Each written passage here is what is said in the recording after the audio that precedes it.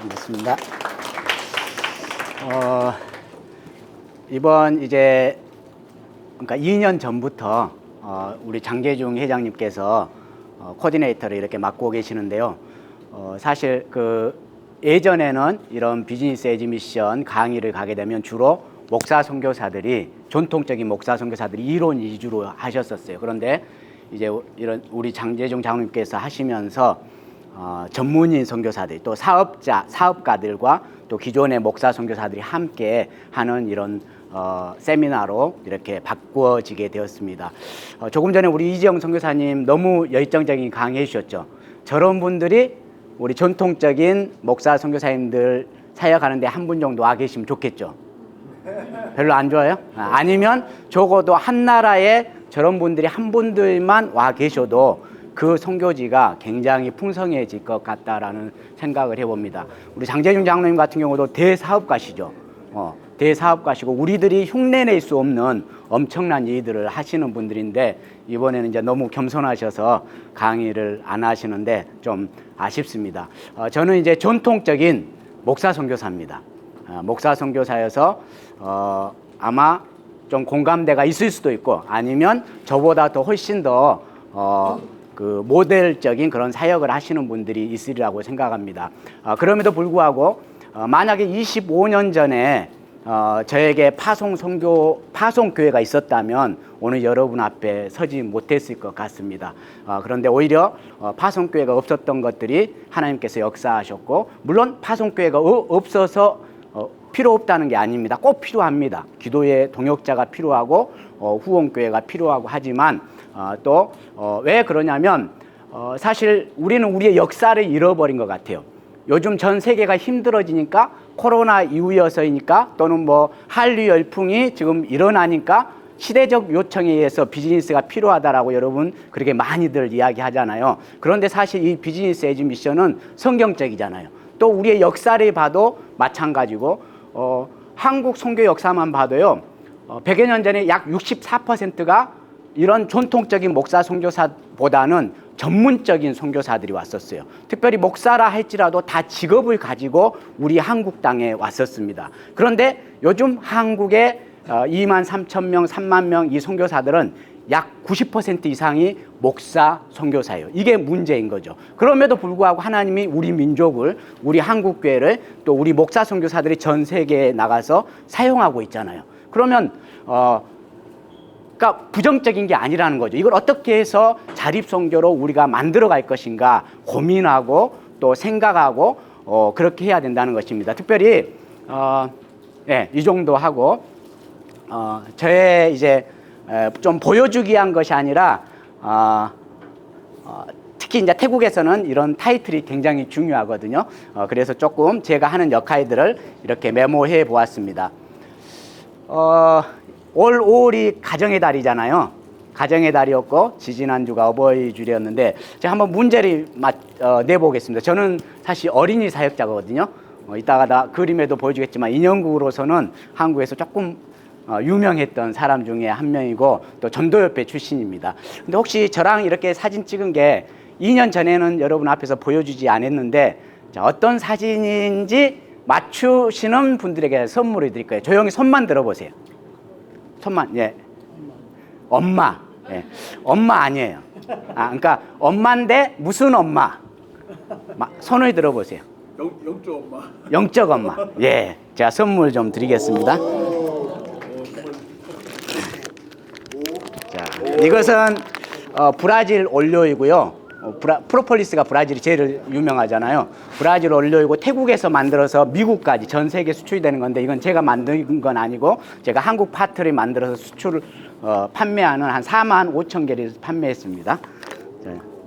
제가 이런 행사 하게 되면은 실제 망고를 가지고 와서 뭐 몇십 박스씩 이렇게 같이 시식을 하는데 여기는 가져올 수가 없잖아요.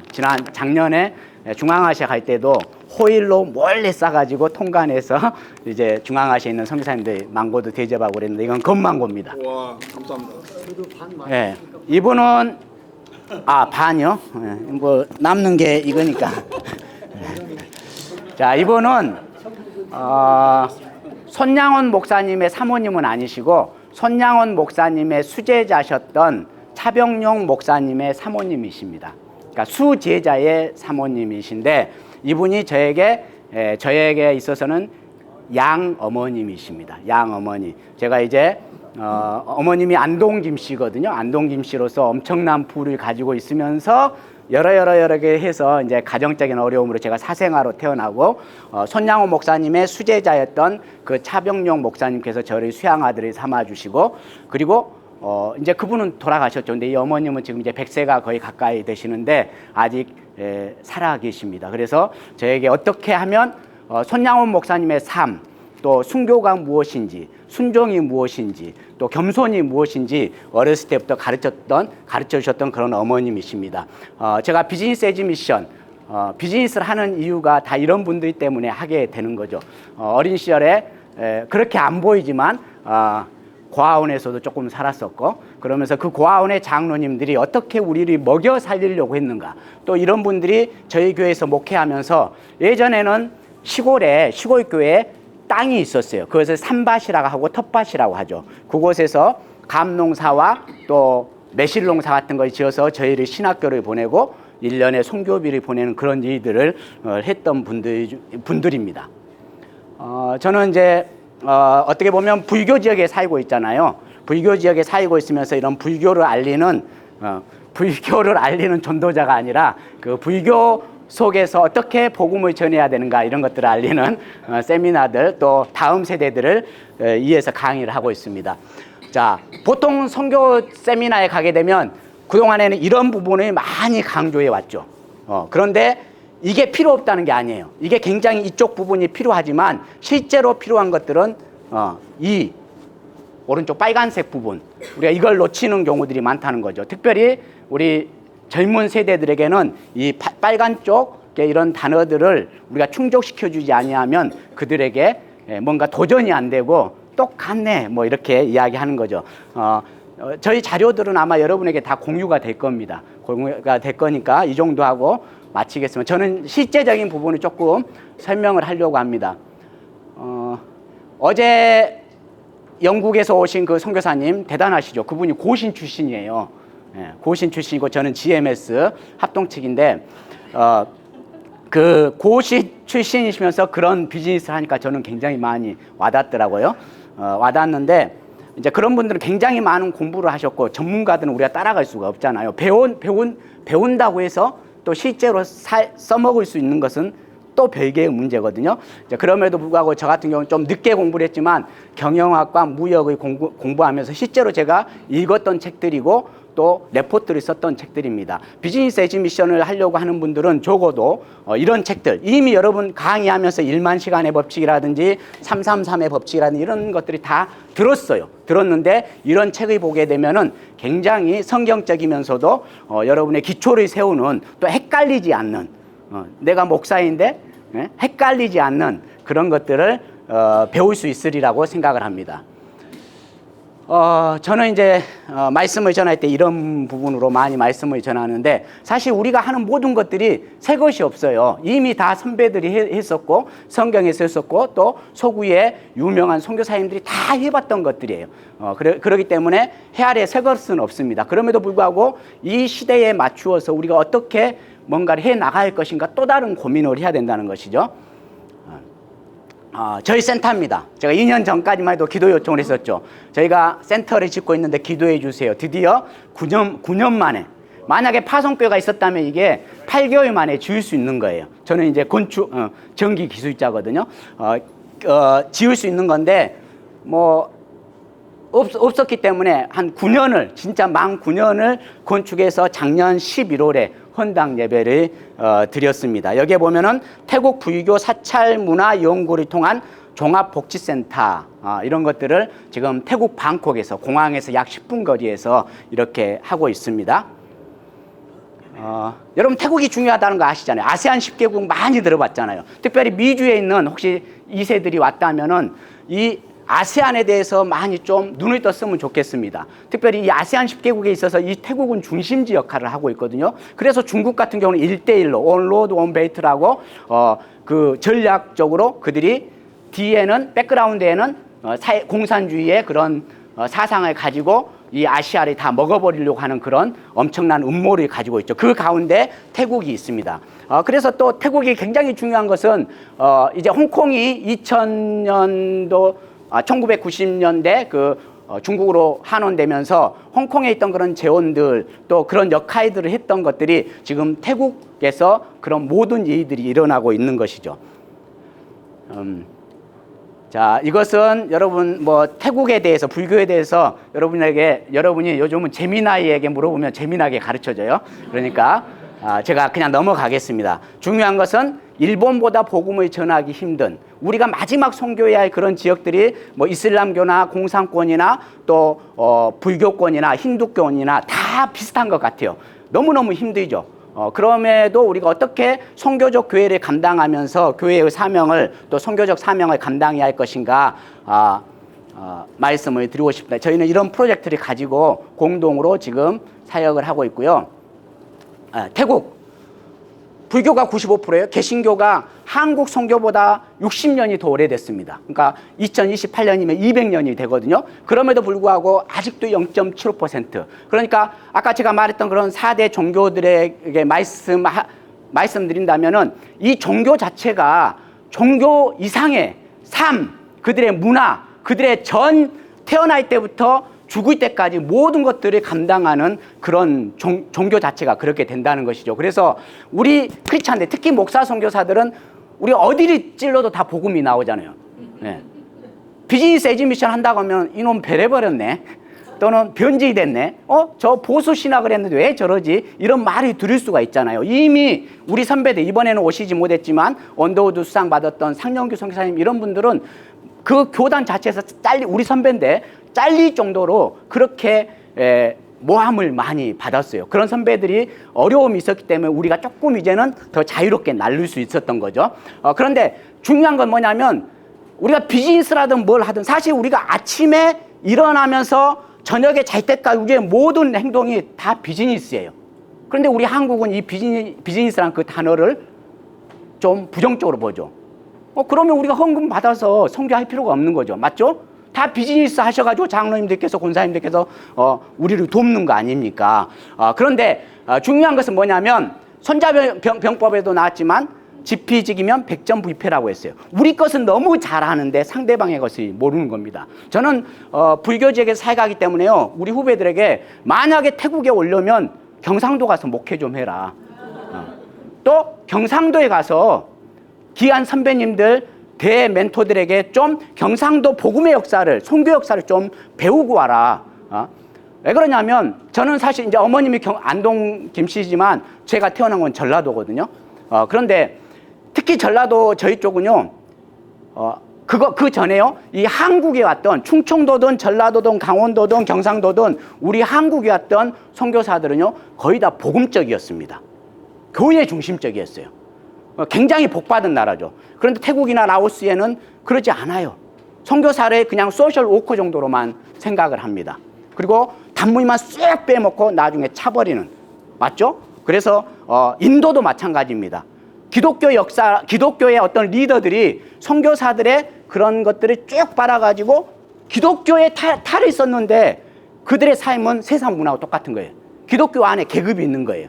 그래서 선교사들을 좀 안 좋은 말로 해서 선교사들의 그런 것들을 갈취하는 거죠. 갈취해서 자기만 배를 불리는 거죠. 그런 역사들을 우리가 모르면 안 된다는 것입니다. 그런데 특히 경상도 지역은 그럼에도 불구하고 경상도 지역에는 100여 년 전에 서구 유럽 선교사들이 갔을 때에 비즈니스 에지미션을 했던 분들이 많이 가게 됩니다. 우리가 쉽게 잘 아는 대구에 뭐가 유명하죠? 대구에 사과 선교사들이 가져왔잖아요. 또 경상북도의 김천에 포도 선교사들이 가져왔어요. 저 천안 쪽에 고봉은 안식일 교회가 가져옵니다. 햄프셔 돼지, 살찐 돼지, 삼겹살 맛있게 먹는 그것도 다 선교사들이 가지고 왔어요. 호두 다 선교사들이 가져왔어요. 예, 특별히 이 전라도에는 100여 년 전에 너무나 농경지가 많잖아요. 똑같은 남쪽이에요. 똑같은 남쪽인데 전라도는 농사만 잘 지면 씨만 뿌려놓으면 나오는 거예요. 근데 경상도는 똑같은 남쪽인데 산이 많잖아요. 굉장히 그리고 지금도 한국의 10대 사찰 중에 5대 사찰이 거기에 있어요. 그러니까 아직도 저는 이제 경상도 가면 항상 그 절을 가거든요. 태국에서도 절이 많이 다 실제 절이 갑니다. 얼마 전에도 제가 남해의 보리암 그 시골 그곳까지도요 태국인들이 성지순례 한다고 태국어로 글씨 써놓은 것들을 저는 직접 눈을 목격을 했어요. 그런데 그런 그 지역에 복음을 전하기 척박한 지역에 그 서구 유럽 선교사들은 직업을 가지고 와서 자립 선교를 하면서 그 수익을 통해서 미션 스쿨을 세우고 병원을 세워서 인재를 키우는 일을 합니다. 인재 무슨 말인지 알겠죠? 그래서 특별히 우리 뭐 혹시 GMS나 고신이나 또는 통합이나 이런 데 보면은 다 교단에서 일하는 선교부에서 일하는 분들이 대부분이 경상도 분들이 많아요. 맞죠? 네. 맞죠? 그 이유가 뭐냐면 그 경상도에 갔던 선교사님들은 우리 서구 선교사님들은 그 제자들을 인재를 키워서 자기 본국에 이제 인재를 키우는 제자들을 미국이나 뭐 캐나다나 이런 데로 보내는 일을 많이 합니다. 그래서 그들이 영어도 잘하고 신학도 잘해서 와서 한국에 큰 어떤 브레인 역할을 하게 되는 거죠. 자, 저도 이론적으로 아마 태국 선교사에 있어서 이론적으로 불교에 대해서 가장 많이 아는 분은 여러분 손승호 교수님 아시죠? 예, 고신 측의 손승호 교수님이라고 한다면 저는 이제 목사 선교사로서 현장을 가장 많이는 다니는 그러니까 스님, 주지 스님들이 가장 많이 만나는 사람 중에 한 사람입니다. 실제로 주지 스님이 저에게 애국인이 자기 절에 와서 배운다고 저에게 떠날 때 용돈을 주기도 하고 밥도 사주고 대단합니다. 이런 분들요 하버드 대학 종교 철학 전공이에요. 게임이 되겠어요? 안 되죠. 다 성경 너무너무 잘합니다. 제가 이 친구들과 사진 찍은 이유는 뭐냐면요 목사님의 딸이고 기독교인들이에요. 그런데 자기 자녀들을 저 산족에서 시내의 학교를 보내기 위해서 불교에서 운영하는 고아원에 보냅니다. 이 300명 여자 기숙사예요. 이 뒤편에 또 300명 남자 기숙사가 또 있어요. 고아원이. 모든 절이 그 모든 일이 다 감당해요. 태국에서 오셨는데 이런 절에 한번 가보세요. 소름이 끼쳐요. 네. 이 스님이 얼마나 대단하냐면요. 아이들 학교 갈 때요. 아침에 나옵니다. 돈을 이렇게 들고 나와요. 그리고 20바씩 아이들에게 줍니다. 차비하라고. 새 돈으로. 저도 받았어요. 주는데 우리가 게임이 안 되는 거죠. 네. 새벽 기도가 없는 태국. 그런데 이들은 새벽부터 나와서 탁발을 하잖아요. 뭐죠? 그 밥 얻는 거 그런 공양 같은 거 하잖아요. 이 사진을 제가 직접 찍은 거거든요. 불상의 크기가 얼마냐면 10m가 넘어요. 이런 교회의 5층 높이가 불상이에요. 이런 불상 앞에 옛날 우리도 그랬잖아요. 우리가 뭐 그 소풍 가면 불국사 같은 데 갔잖아요. 조그만 아이들을 데리고 이런 절로 소풍을 가요. 캠프를 갑니다. 그러면 어떻게 하겠어요? 아이들이 스스로 주눅에 들겠죠. 존경의 대상이 되겠죠. 신의 대상이 되어버리겠죠. 이런 문화입니다. 이것은 무슬림도 마찬가지라고 생각합니다. 이건 제가 이제 절에서 직접 장례식을 거행한 일이에요. 예전에는 두려우니까 그냥 절에 가면은 두려워하지 말아야 되는데 그냥 미안하고 좀 그래 거시기해. 그러니까 그냥 조용히 우리 성도가 돌아가시면 가서 조용히 기도하고 조의금이죠 하고. 왜 그러냐면 이 태국이라는 나라는 물론 이제 지금은 기독교 장례식장이 좀 생겼어요. 그럼에도 불구하고 아직 기독교 장례식장이 거의 없습니다. 그러니까 크리스찬이 죽어도 절에 가서 화장 문화이기 때문에 화장을 해야 하는 그런 일이 있어요. 제가 주지 스님 만났죠. 내가 목사인데 우리 성도가 죽었는데 돌아가셨는데 내가 장례 예배를 드려도 되겠냐 허락해 주는 거예요. 그러니까 우리의 고정관념이라는 것이죠. 의도적으로 더 크게 찬양하고 더 기도하고 말씀을 전하고 마지막에 뭐라고 있겠어요? 믿든지 말든지 예수 그리스도가 우리의 소망입니다. 한번 예수님을 믿어보세요. 우리의 사명이잖아요. 네. 네, 저희의 사역들 2층부터 5층까지 소개를 했고요. 제가 이 팜플렛에 드렸는데요. 이거 그냥 버리지 마세요. 하나에 500원씩입니다. 저는 망고를 팔아서 500원을 벌려면 너무너무 고생을 많이 해요. 그래서 이걸 가지고 오시면 제가 비행기 티켓을 드려야 되는데 가지고 저희 태국에 또 오시면 여기에 뭐 주소도 다 나와 있고 숙박 무료 또 식사 무료 커피 무료 1박입니다. 뭐 호텔 못지않게 좋아요. 그러니까 오시면 됩니다. 예. 저의 DNA입니다. 아까 제가 잠깐 저의 수양 어머니에 대해서 말씀드렸고, 제가 2년 전에 이런 검정 고무신, 이걸 우리가 말하기로 조선 나이키라고 그랬죠. 예. 저는 초등학교 6학년 때까지, 제 나이 또래는 그 정도가 아니거든요. 저도 3년 전만 해도 40대였어요. 예, 40대였는데 제 때 어쨌든 가정 형편상 우리 혹시 권사님들은 이거 기억이 나시겠는데 6학년 때까지 이걸 신었던 것 같습니다. 365일 동안 5일 저는 이것을 잊지 않습니다. 제 과거를 잊어버리면 안 되기 때문에. 말표, 목사님 신어보셨죠? 말표. 부르주아들은 하얀 고무신을 신었고 저희 같은 가난한 사람들이 이걸 심었는데요. 저희 시골교회 모습입니다. 지금 농어촌 교회가 너무너무 힘들잖아요. 지금 이 장로님들, 권사님들 평균 연령이 80이 넘었어요. 이제 돌아가신 분도 또 계시고, 저를 포함해서 뭐 열댓 명. 담임 목사님을 못 모시니까 은퇴 목사님을 모실 정도로. 오늘 우리는 우리 선교지를 위해서도 기도하겠지만 한국의 농어촌 교회들을 위해서, 우리 다음 세대들을 위해서 기도해야 됩니다. 그런데 이런 조그만 교회에서 선교사 3명이 나왔어요.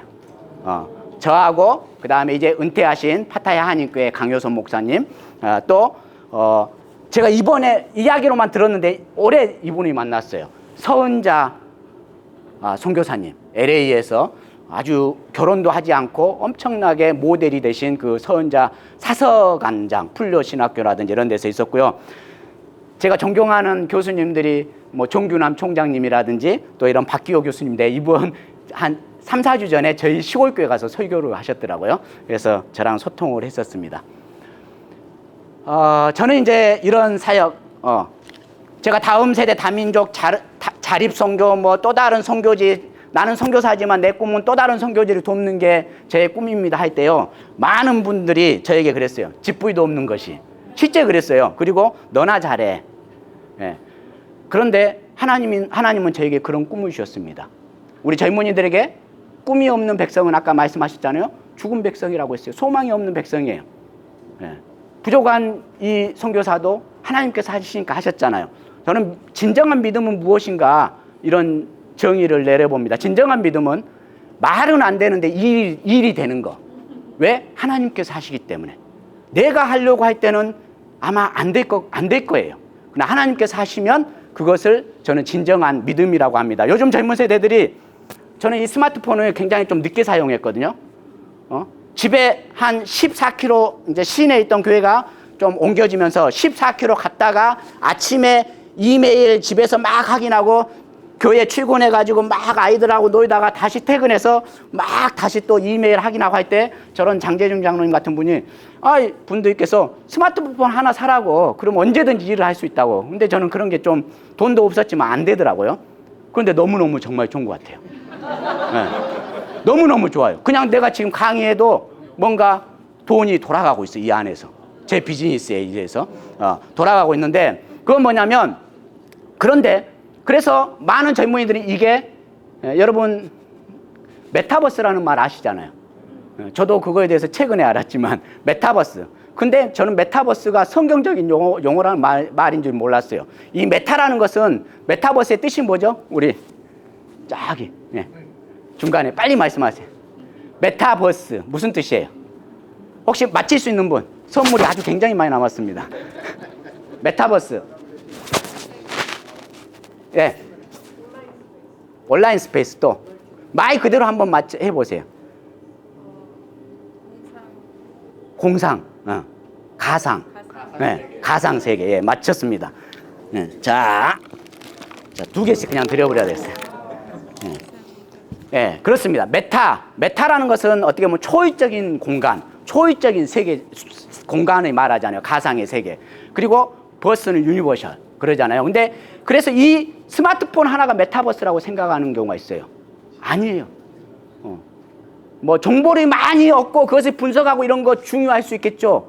그러나 진정한 메타는 뭐냐면, 초월적인 힘, 정말 초월적인 힘이 뭐예요? 하나님의 은혜인 거죠. 아멘. 네. 우리의 머리만 크다고 해서 일이 되는 게 아니에요. 우리 선배님들은 다 그렇게 살았습니다. 엄청난 기술을 가지고 계시지만 하나님의 그 메타가 저분에게 있었기 때문에 큰 사명을 감당할 수 있었던 거예요. 이해되시죠? 하나님께서 은혜로 한방 하게 되실 때에 우리가 더 큰 풍족한 일을 할 수 있다는 것이죠. 자, 29살 때 나가서 이제 25년이 되었고요. 사실 이번에도 제가 못 올 형편이었어요. 이제 장로님께서 기회를 주셔서 오게 됐는데, 그런데 다행히 제 아들이 이제 지난주 토요일 날 포드 대학에서 박사 학위를 받았어요. 그래서 겸사겸사 오게 됐죠. 학비가 단돈 1,000만 원도 없어서 태국 학교를 못 보냈던 애들입니다. 30만 원이 없어가지고, 진짜입니다, 이게. 30만 원이 없어서 15만 원의 태국인 교회가 저희 아이들에게 장학금을 줬어요. 태국인 교회에서. 그래서 학교를 다녔습니다. 그런데 포드 대학 5년 동안 박사학위 받는데 학비가 7억이었어요. 도와줄 수 있겠어요? 못 도와주죠. 근데 하나님이 메타의 은혜로 한 방에 5년 동안 7억의 학비를 다 대주고 생활비 300만 원씩을 다 대줬어요. 그것을 아들이 또 모아가지고 우리 태국에 우리 아이들에게 장학금으로 보내더라고요. 아멘. 네. 저희가 하는 일들입니다. 실제 저는 이제 11년 동안 비자 없이 살았습니다. 그러니까 3개월 동안 이 조그만 아이들 데리고 캄보디아까지 비자 런을 하고 다니는 거예요. 아침 새벽 4시에 나가서 저녁 낮 12시쯤에 돌아오는, 애들 학교 못 보내고 막 그랬던 건데, 그러면서 15년 전에 비즈니스 비자를 최초로 사용했습니다. 오리지널 교회, 학교 집 밖에 몰랐고, 이제 지금 GMS지만 예전에 개혁칙이었기 때문에 완전 그 교회가 최고라는 것밖에 몰랐는데 하나님이 기회를 주셔서 이제 비즈니스 비자로 사용해서 지금은 이제 중국 같은 데를 자유롭게 다녀요. 인도도 그러고. 그런데 선교사님들이 어떻게 중국에 갔다 왔냐고. 만약에 내가 선교사 비자로 가지고 있었다면 중국을 못 가죠. 비자 자체가 안 나오죠. 그런데 비즈니스 비자를 쓰고 있다 보니까 그렇게 자유롭게 다녔던 거고, 뭐 이제 태국의 이민국 있죠. 이미그레이션에 그 특수 경찰들이 있습니다. 이런 통역들도 제가 전담해서 하고, 뭐 교도소 통역도 제가 하게 되고, 뭐 그런 일들을 하고 있습니다. 여기에는 그런 게 적어져 있지는 않습니다.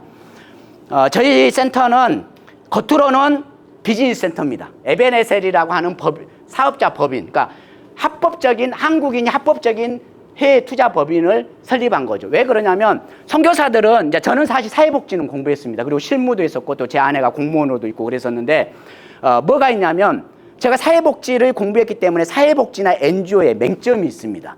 그런데 우리 목회자 선교사들은 NGO나 사회복지 하면은 굉장히 멋있잖아요. 좋잖아요. 후원받기 좋잖아요. 근데 여기에는 굉장히 또 다른 맹점들이 너무너무 많이 있습니다. 특히 태국 같은 경우는 NGO를 열게 된다든지 파운데이션을 열게 되면 그 마지막 재산권이 왕권으로 가게 돼요. 그 왕권이 계속 부자가 되는 거예요. 부자 되면 좋은데 그게 일반 서민들에게 분배가 돼야 되잖아요. 안 되잖아요. 그러니까 도시가 발전하지 않는 거예요. 그들은 발전하는 걸 싫어합니다. 왜? 발전하면 자기들의 돈이 나가기 때문에. 전 세계 지금 선교지의 대상들의 1% 정도 되는 그 부자들은 절대 국가가 발전하는 걸 싫어합니다. 이해되시죠? 그래서 NGO가 아닌 비즈니스를 해야 하는 여러 가지 이유가 있겠죠. 자, 그리고 여기 저희 비즈니스 센터에서 하는 비즈니스를 통해서 하는 일들이 여기에 있죠. 무역, 컨설팅, 교육, 뭐 여행업, 커피숍 다 할 수가 있고요. 그 다음에 실제 저희들이 하는 일입니다. 이것은 뭐 40가지 사업이 가능하나 지금은 이것만 해요.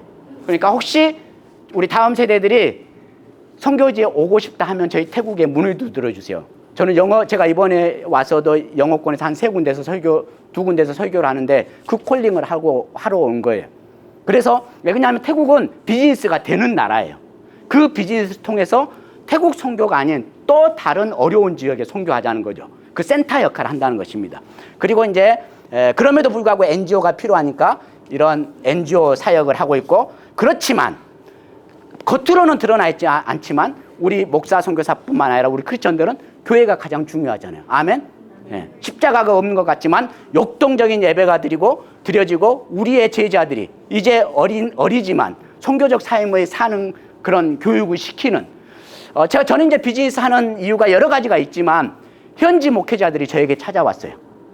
100여 명 제가 현지 목회자들이 세미나를 하는데 저에게 찾아와서 선교사님, 동북쪽 목회자들이 저를 찾아온 거예요. 저희에게 복음은 자기들의 말로 자기들이 잘 전할 수 있다는 거예요. 우리는 앞뒤 바뀌면서 말이 안 되잖아요. 들어준 것만 해도 감사하죠.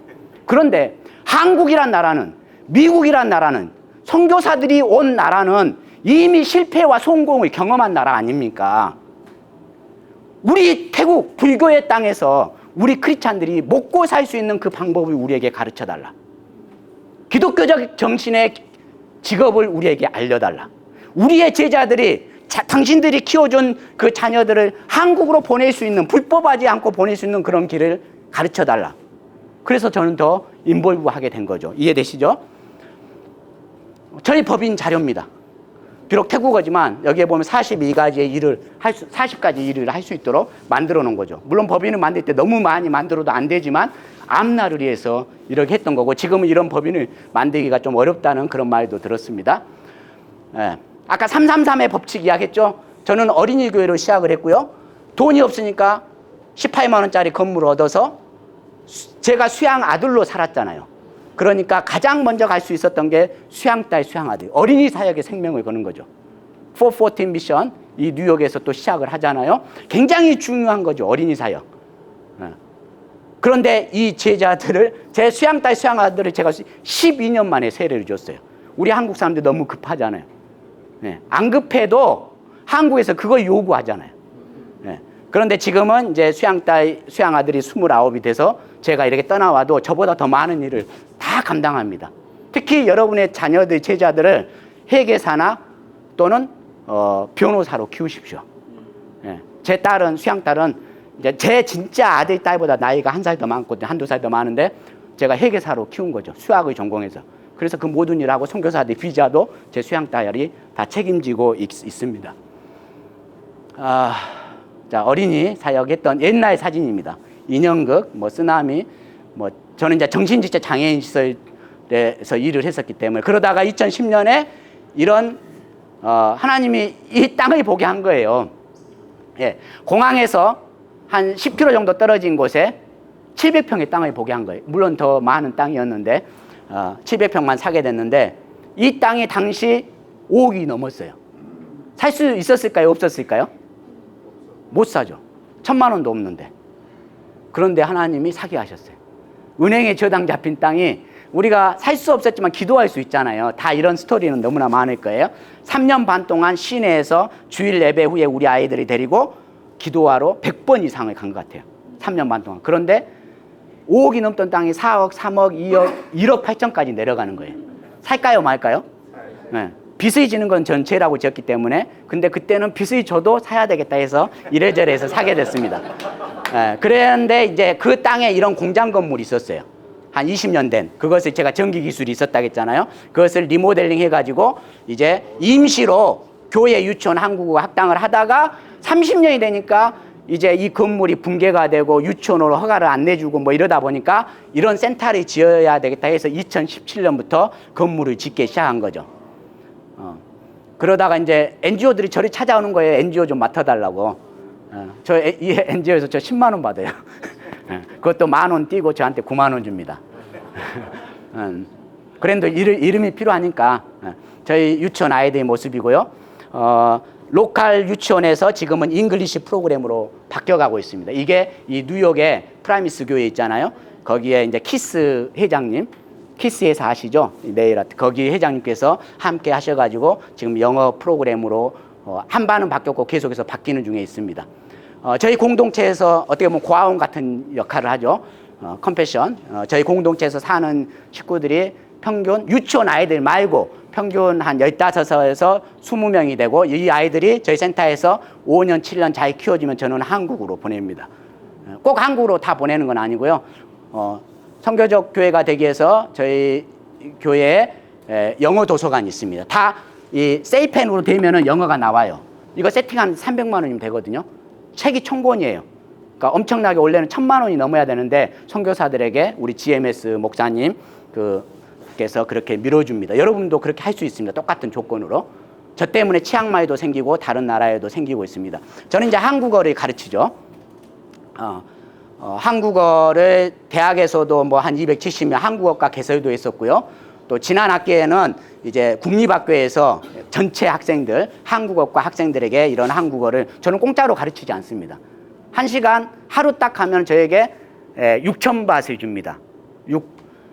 3, 한 30만 원 정도 하루 이 땅을 주는 거죠. 그래서 한 학기 동안 가르치는 거예요. 그러면 저는 그거 안 받아도 돼요. 근데 저희 제자가 교수의 이름을 직함을 받게 되잖아요. 또 경험을 받게 되잖아요. 이런 제자들을 이제 한국의 저는 지방대학으로 다닙니다. 우리 선교사들이 신학을 많이 가르치잖아요. 그런데 저는 우리 제자들에게 땀을 가르치는 역할을 하게 합니다. 그래서 기술을 먼저 배우게 해라. 그리고 그들이 아직도 소명이 있으면 그 다음에 기술을 가지고 다음에 인문학, 신학을 하게 해라. 이런 프로젝트를 지금 지자체랑도 함께 하고 있고 이런 일들을 하고 있습니다. 그리고 저는 유학생들이 보낼 때요. 그러니까 대학교들을 자기들이 저를 불러요. 가면은 저를 그냥 에이전시로 생각을 해요. 왜냐면 애들 한 명 보내면 보통 60만 원, 80만 원을 주잖아요. 근데 저는 받지 않거든요. 대신에 아이들에게 장학금 50%를 주십시오. 그런 노하우들을 여러분이 개인적으로 물어보면 제가 다 알려드리겠습니다. 충분히 딜할 수 있어요. 왜? 유학원들이 다 그렇게 장사해야 하니까. 우리는 돈 받지 않지만 아이들이 그리고 유학생 선교사로 이렇게 파송을 합니다. 이제는 졸업생들이 일어났고요. 또 저는 우리 한국이 남북한의 통일보다는 동서가 통일이 돼야 돼요. 아멘? 아 진짜입니다. 동서가 통일이 안 되는데 어떻게 하나님이 남북한 통일이 되겠어요? 우리 기독교인들이 더 문제인 것 같아요. 나눠져 가지고. 그래서 저는 저희 제자들을 동일하게 전라도로도 보내지만 경상도로도 보냅니다. 뭐 많은 일을 할 수 없겠지만 하나님이 조금이라도 그런 모델이 삼기 위해서 저희 센터에서 저는 개발이지만 축구팀도 있고 또 태권도장도 있고 그렇습니다. 근데 지금 가르칠 선생님들이 많이 부족해요. 저희 커피숍이에요. 그러니까 선교적 기업. 여러분 커피숍에 하지 마세요. 망해요.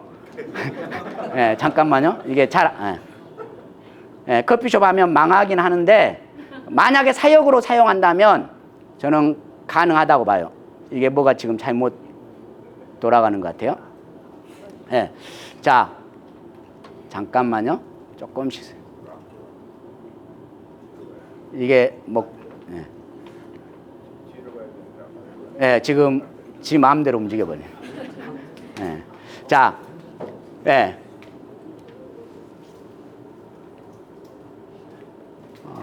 잠깐만요. 이 커피숍이 그러니까 젊은이들이 오게끔 저희가 커피숍을 좀 했고요.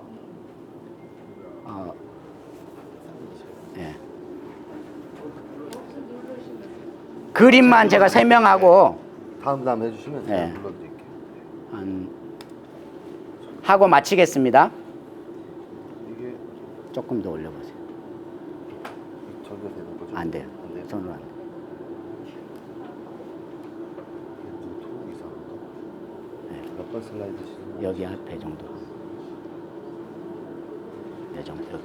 거기 이것만 간단히 설명하고 마치겠습니다. 화면 켜주십시오. 아까 47번이었어요.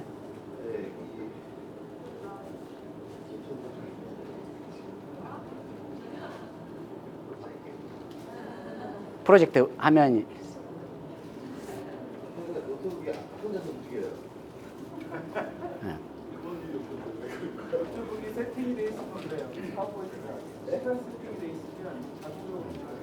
자, 여기서 그럼 한 2, 3분만 하고 마치겠습니다.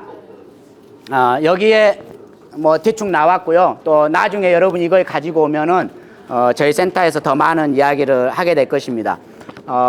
저희 지금은 저희가 이제 이 망고 프로젝트를 통해서 특히 망고 같은 경우 제가 15년째 한국으로 수출을 보내고 있고요. 오늘 우리 장재준 회장님에게 선물 좀 드리려고 이건 제 건 아닌데 가져왔는데 우리 이따 하연이가 이거 선물해 주세요. 저하고 함께 또 파트너하는 우리 대표님의 딸이 여기 잠깐 왔는데요. 지금 선교사들을 돕고 함께 협업하려고 하는 우리 장로님 같은 분들이 굉장히 많이 있습니다. CBMC하고 저하고 지금 많이 연결이 돼 있고 또 제가 CBMC 조창기도에 이런 사진에 보면 다 나와 있고 그러는데 또 우리 제자들, 여러분의 제자들을 지금 한국에 인력들이 부족하잖아요. 그런데 크리스찬들은 그 인력들, 믿음의 제자들을, 믿음의 선교지 제자들을 찾기가 힘들어요. 매칭이 안 돼요. 그런 것들을 저희가 지금 프로젝트로 CBMC 중앙회랑 해서 준비하고 있습니다. 그래서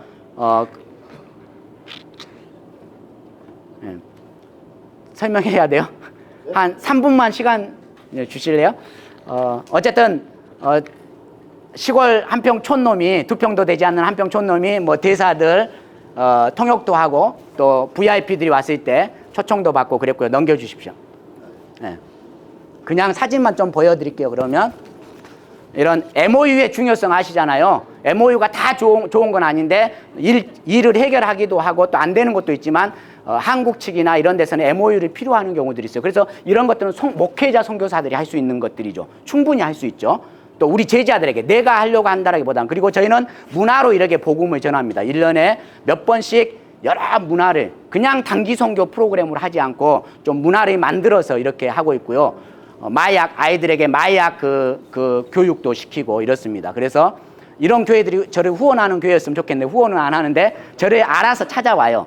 그래서 저는 이런 다음 세대들이 오는 걸 좀 좋아하고 있고요. 최근에는 그러다가 이제 은퇴 목회자들 미국에서도 이렇게 오고 있습니다. 또 뭐 이렇게 문화인, 언론인도 오고 있고요. 이게 이제 저희 망고 프로젝트입니다. 그런데 저희가 3개월 동안 만상자를 한국에 보냅니다. 그러니까 연 매출이 한 7억 정도 되거든요. 그걸 제가 뭐 재투자했으면 어마어마한 부자가 됐겠죠. 그런데 그랬다면은 지금의 일을 하지 못했겠죠. 그러니까 그 순수함, 기본 그런 것들이 잊지 말라는 거죠. 오히려 저희 망고 때문에 일반 커피숍들이 조금 부를 창출하는, 가치를 창출하는. 여기는 이제 부산 수영로 교회인데요. 커피 1000잔에 팔아도 100만 원밖에 수입이 안 돼요. 근데 망고 100상자를 파니까 100만 원이 금방 돼버리는 거죠. 뭐 이런. 그래서 다른 선교지들을 돕는. 저희가 한국에 최초로 이렇게 껍질을 까가지고 두리 안에 보내는 그런 일도 했고요. 사실 돈을 제가 따라갔다면 오늘도 이번 주에 여기 오면 안 돼요. 1000만 원이 날아가고 있거든요, 지금. 그런데 그러다가 이제 최근에는 저는 목사 선교사잖아요. 그러니까 빨리 일을 그만둬야 돼. 그리고 우리 제자들이 해야 돼. 그래서 이제 우리 제자들이 청년 스타트업으로 지금 시작을 했습니다.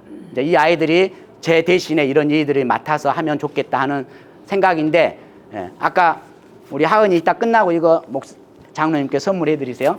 굉장히 유기농으로 만들어지는 견과류인데요. 여러분의 그 선교제 이런 그 견과류라든지 아이템들이 있으면 소개를 해주세요. 이런 분들이 살려고 준비를 하고 있습니다. 아시겠습니까? 캄보디아, 뭐 헤세드도 방문하셨고 여러 곳에 다 방문하셨죠. 저희가 소비자들이 선정한 브랜드 대상을 받았어요. 대상에 선정이 됐죠. 왜냐하면 저희의 비즈니스에 있어서 항상 그 모든 게 동일하잖아요. 최고의 품질을 적정 가격 아니면 저렴하게 보내는 거죠. 그런데 저한테 상을 받으러 오라고 했는데 갔을까요, 말았을까요? 저는 안 갔죠. 이런 OEM으로 물을 만들어내는 방법, 아주 쉬운 것들이 스타트업으로 할 수 있는 것들이 많죠. 큰 돈은 안 되지만 우리 제자들의 학비 정도는 나올 수 있게끔, 아니면 한 달 월급 정도는 나올 수 있게끔 이런 일들을 하는 거죠. 자, 이제 CBMC랑 함께 하는 것들 이고요. 저희가 1년에 3,000명씩 이렇게 돕는 프로젝트, 망고 프로젝트로 이렇게 하고 있고요. 저희 공동체, 저희 센터에서 사는 친구들은 다 선교사 역할을 해야 돼요. 그래서 이 아이들과 함께 국내는 여러 번 다닐 수 있겠죠. 그런데 태국, 캄보디아, 라오스, 인도 20명 가면 비행값이 1,000만 원이 넘어요. 그런데 그것도 하나님의 은혜로 인도 목회자가 감동을 받아서 우리 아이들 비행값을 다 해줘요. 솔로몬 목사님, 아니 사무엘 목사님, 그런 일이 있었습니다. 이번에도 그 사무엘 목사님이 저희 센터에서 한 100여 명 또 세미나를 합니다. 이렇게 실제로 갔던 내용들이고요. 저희가 미얀마 이주 난민의 센터를 지었고, 또 한국의 그런 고구마 아시죠? 박영서 이런 분들, 여러분도 이용해서 함께 하면 너무 좋을 것 같아요. 최근에도 캄보디아 가서 심었습니다. 또 치앙마이에도 심었고, 저희가 교회 개척한 거고, 이것도. 그다음 최근에 이제 저희들이 우리 각 선교지들마다 문제가 뭐냐면 다 선교사들에게 손만 벌리고 있잖아요. 그런데 그들의 삶을 보면은요, 불교에 그들이 다 이런 시주를 했던 사람들이에요. 근데 우리 선교사들이 자칫 그들을 약간 거지 건성을 만들게 하는 우리 장본인이 될 수 있다는 거죠. 그래서 우리 제자들이 선교할 수 있도록 이것을 만들어내야 되는 거예요. 스스로 할 수 있도록. 그래서 지금 이제 네팔에, 특히 네팔은 불교의 출발지잖아요. 그래서 우리가 네팔이 책임자에서 지금 올 11월이면 이제 건축이 마감이 됩니다. 예. 그러다가 여러분 이게 지금 뉴욕에서 시작한 프로젝트거든요. 최근에 했던 프로젝트입니다. 아까 레고 말씀하셨잖아요. 레고로 복음을 전하는, 이건 나중에 제가 말씀을 드리겠습니다. 로봇까지 만드는 그런 일. 또 이 프라미스 교회에서 시작한 그런 영어 교육 프로그램 다 준비된 분들이 많아요. 근데 우리가 몰라서 못하는 거죠. 근데 요즘은 선교사들에게 이런 세미나 있습니다 오라고 해도 안 와요. 그래도 여기에 있는 분들은 뭔가 동질성을 가지고 왔기 때문에 온 것 같아요. 여러분 단체 방 있잖아요. 거기서 앞으로 계속해서 좋은 공유들을 했으면 합니다. 이상입니다.